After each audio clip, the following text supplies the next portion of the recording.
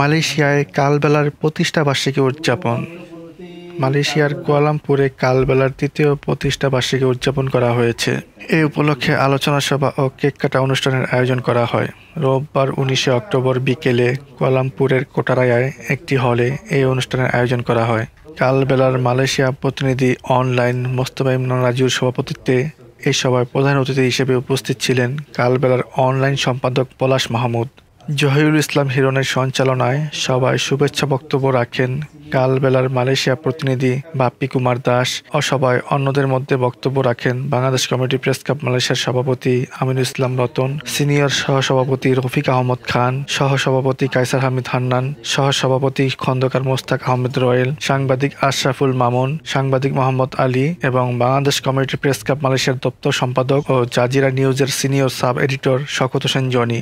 প্রধান অতিথির বক্তব্যে কালবেলার অনলাইন সম্পাদক পলাশ মাহমুদ মাল্টিমিডিয়া সাংবাদিকতায় তার অভিজ্ঞতা তুলে ধরে বলেন, চলমান সময়টা হচ্ছে মাল্টিমিডিয়া সাংবাদিকতার যুগ। সময়ের সঙ্গে তাল মিলিয়ে আমাদেরও মাল্টিমিডিয়া সাংবাদিকতায় নিজেদের গড়ে তুলতে হবে।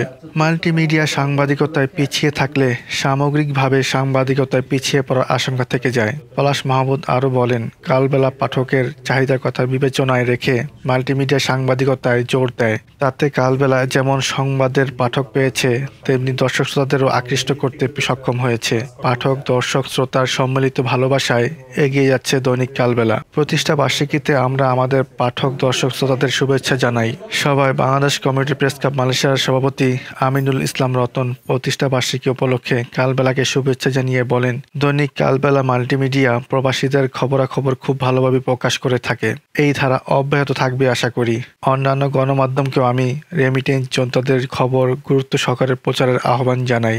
লেখক সাংবাদিক রফিক আহমদ খান বলেন, কোভিড-19 পরবর্তী সময় বাংলাদেশের নতুন মিডিয়াগুলোর মধ্যে দৈনিক কালবেলা পাঠক দর্শক শ্রোতার কাছে পৌঁছে জনপ্রিয় সংবাদ মাধ্যম হয়ে উঠেছে।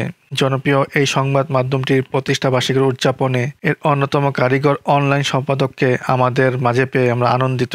রফিক আহমদ খান আরও বলেন, তবে একজন পাঠক হিসেবে মনে করি সংবাদ কন্টেন্টে জনপ্রিয়তার পাশাপাশি সংবাদের মান, সত্যতা ও মানুষের কল্যাণের দিকটা আরও বেশি বিবেচনা থাকা জরুরি।